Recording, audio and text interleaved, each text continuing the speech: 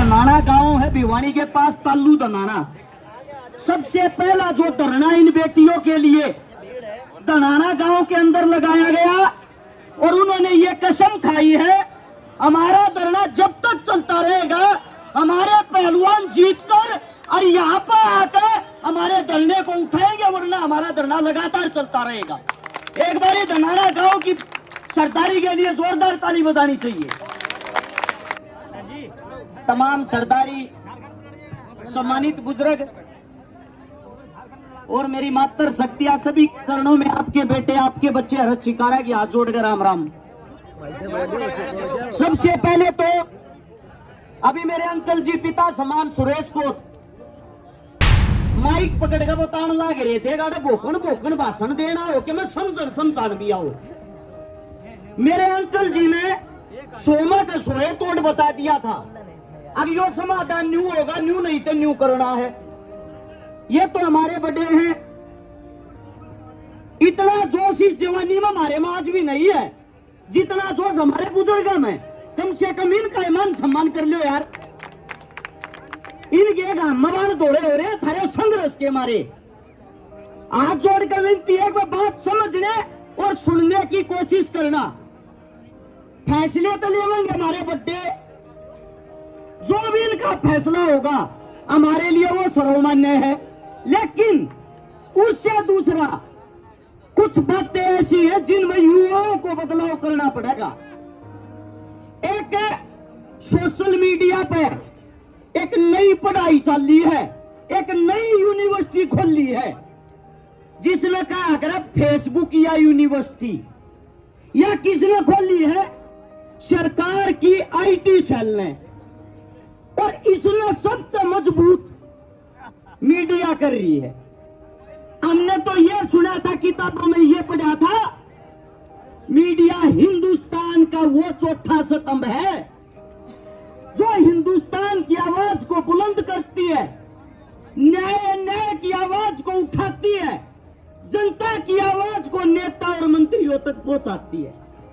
आज मुझे बताते हुए बड़ा दुख हो रहा है, जो हमारा चौथा स्तंभ जिसको बोलते हैं जो मीडिया, वो नेता मंत्रियों के पास जाती है, अपनी नगद पैसे लेके उनके प्रचार में लग जाती है। उदाहरण के साथ बताऊंगा, हाथरस के अंदर एक दलित बहन का बलात्कार हुआ। उस वक्त मीडिया चिल्ला चिल्ला के कह रही थी क्या आपको सीबीआई पे भरोसा नहीं है। मीडिया दब के बदनाम कर रही थी, लेकिन उसके बाद जब वो केस सत्य हुआ, मीडिया के मुंह में दही जम गई। मीडिया ने बाद में किसी को पकड़ के ये नहीं पूछा वो केस सत्य था। ऐसे ही अजय मिश्रा का बेटा टेनी आप सबके सामने था।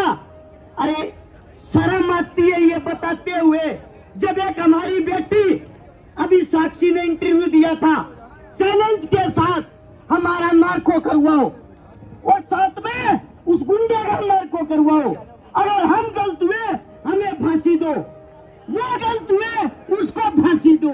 उसके बाद भी लोग क्या कहते हैं, ये तो विपक्ष के आदमी है। पहले तो हमें यह बताए हमारा पक्ष कौन सा है। कुछ लोग जो हमें जातियों में बांटते हैं, सबसे पहले तो हमारा इतिहास पढ़े। जिस जाति को आप बदनाम कर रहे हो, उसी जाति के बेटे बॉर्डर के ऊपर सबसे ज्यादा शहादत देते हैं। उसी जाति के बेटे उसी तिरंगे में लिपट कर अपने घर आते हैं, और उसी जाति के बेटे जिनको यहाँ के 2 रुपए के भाड़े के सोशल मीडिया वाले टट्टू बदनाम करते हैं, उसी जाति के बेटे विश्व में जाके तिरंगे को ऊपर ले आते हैं। शर्म इस बात की आती है। एक छोटा सा उदाहरण बताता हूं, दिल्ली का इतिहास पढ़ना। दिल्ली का एरिया मात्र 3 से 4 किलोमीटर का था। इसके अंदर 307 खापे आज भी हमारी बसाई हुई है। इसी दिल्ली के अंदर लोग जब हमारे को ये कहते हैं विशेष जाति के, उनको ये बता देता हूं, हमने यहाँ दिल्ली पर जब बार बार हमले हुए, हमारे बुजुर्गों ने हमारे लिए अपना रक्त बहाया है, रक्त से इस दिल्ली को सींचा है। और आप हमें देशद्रोही, आप हमें उंगली उठाते हो जब हमारी बहन बेटियों पर कोई बात आती है। आप लोगों को बताता हूं, मराठा और ब्राह्मण सेना 1761 में पानीपत की लड़ाई लड़ने के लिए आए थे। 4000 अपने साथ में अपने परिवार अपने बच्चे लेके आए थे। जब उनकी उस युद्ध में हार हुई, उस युद्ध के हार के बाद उस वक्त के हमारे महाराजा थे, महाराजा सूरजमल, जिन्होंने जिम्मेदारी ली थी ये बहन बेटी ब्राह्मणों की हो या पेशवाओं की, इनका जिम्मेदार मैं हूं। इनको घर तक मान सम्मान के साथ मैं पहुंचाऊंगा। उसके बाद उन्होंने अपनी सेना को आदेश दिए। वो जो क्षेत्र था जहां पे वो महाराजा साहब जो पेशवा थे उनका जो अंतिम संस्कार किया गया, वो रोहतक के पास हमारा सांगी गांव है। आज भी हमारे बच्चे, हमारे बुजुर्ग वहां माथा धोते हैं। आज भी हमारे बच्चे वहां दूध चढ़ाते हैं।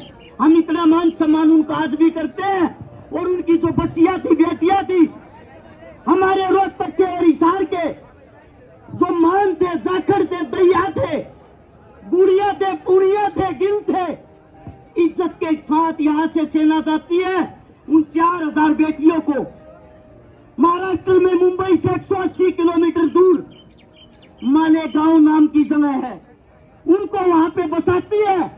उन पे वहां के बसाने के बाद उनके पति खत्म हो गए थे, मर्द मांस खत्म हो गए थे।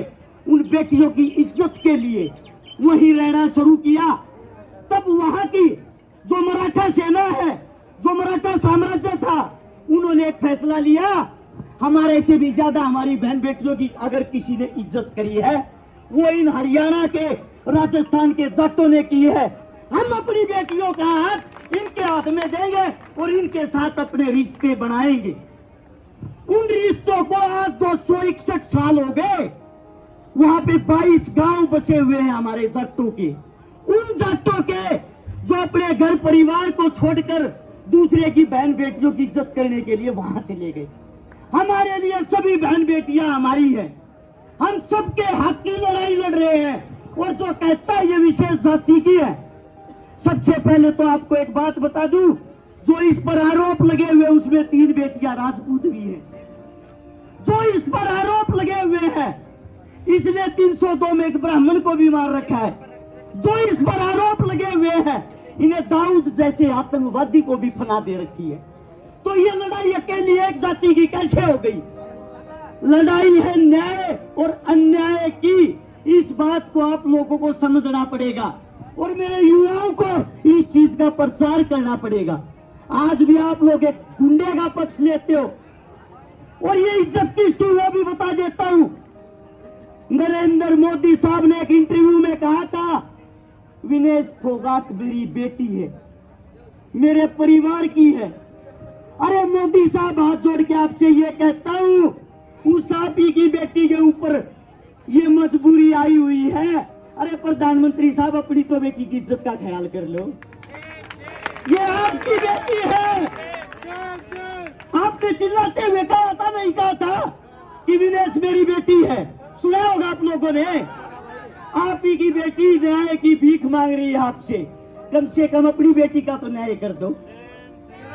इससे ज्यादा तो हमारे पास बोलने के लिए शब्द ही नहीं है। एक प्रधानमंत्री की बेटी के साथ अन्याय, ये कैसे हो सकता है? और धृतराष्ट्र की तरह आप आंखें बंद करके कैसे चुप रह सकते हो? इस देश में इससे बड़ा अन्याय कोई नहीं हो सकता। नोट कर लेना, इस देश में इससे बड़ा अन्याय कोई नहीं हो सकता। और जो भी हमारे बुजुर्ग फैसला लेंगे, मैं भी मेरे अंकल की बात से सहमत हूँ।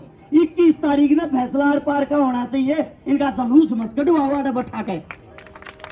अब वो तो नहीं है, ये मट्टी में खेलनी है, पहलवान है। और गारंटी देता हूँ मट्टी में मिला देंगे, मट्टी में मिला देंगे। कोई शब्द गलत निकले मुंह से, उसके लिए माफी चाहता हूँ।